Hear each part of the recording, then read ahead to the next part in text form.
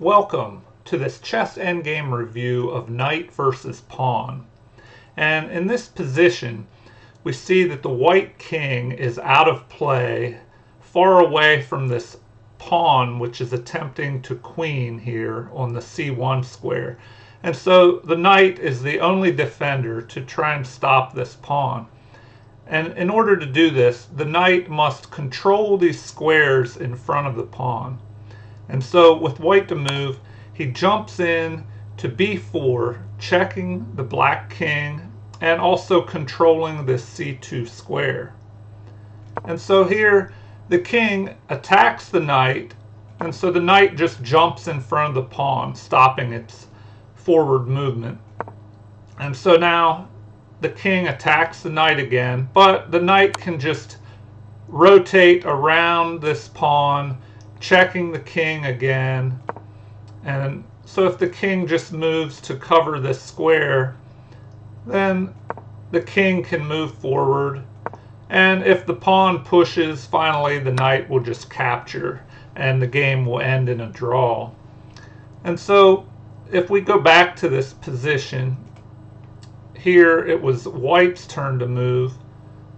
But if we go to the wrong one. If we go back to the position and it's black's turn to move, then here it may be a little bit more difficult for white, but he still wants to try and control the squares in front of the pawn. And so if the king moves up to try and attack the knight, because if the king would have stayed here on d3 and just pushed the pawn forward, the knight could have moved to b3 and forked the king and then captured the pawn. So the king moves up to attack the knight, and the knight puts the king in check. And so when the king attacks the knight again, another check, and here the knight moves to the side, and so if the pawn pushes forward, then the knight can jump in and cover this square in front of the pawn. And so the knight is attacked, and here the knight blocks the pawn from promoting, and further play may have the king move forward, and here the knight can just stay in this position and move the white king closer.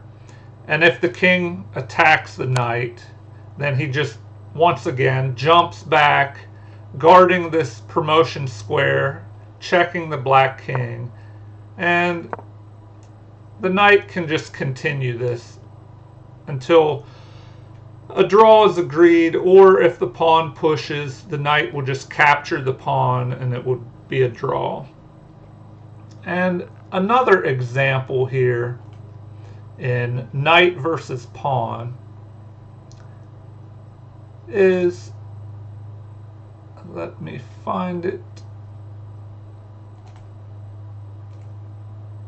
Okay, this next example shows how white must be careful to ensure that he guards these squares in front of the pawn, because in this position we see if the pawn is pushed forward and the knight tries to come in, the king will just guard that square, and if he is checked, here it is too late. So the king just moves out to where he cannot be checked, and the knight cannot jump into c2 to guard this square in front of the pawn. And so here the pawn would be able to promote. So this is just an example of how play could go in black's favor and he would be able to promote, because the knight was not able to guard these squares in front of the pawn.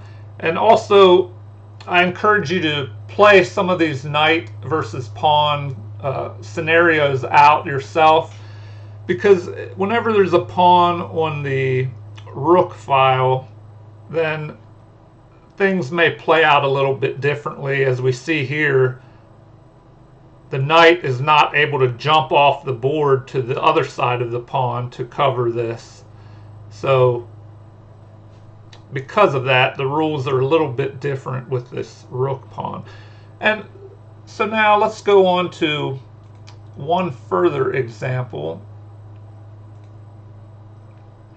of how normally you cannot win with a king and knight versus a king. And in general, you will normally not be able to win with a lone knight. But here's an exception to the rule, which I thought was important to show just so you're aware of this. So in this position, white moves in to cover this square in front of the pawn and prevent it from pushing forward. But this move also prevents the king from being able to move. And so the pawn is forced to move forward here because that's his only legal move. And then the knight can jump in here for a checkmate. And so this is a rare instance when the lone knight is able to checkmate the king because of this pawn, this rook pawn, and the king is just trapped in the corner there with the help of white's king.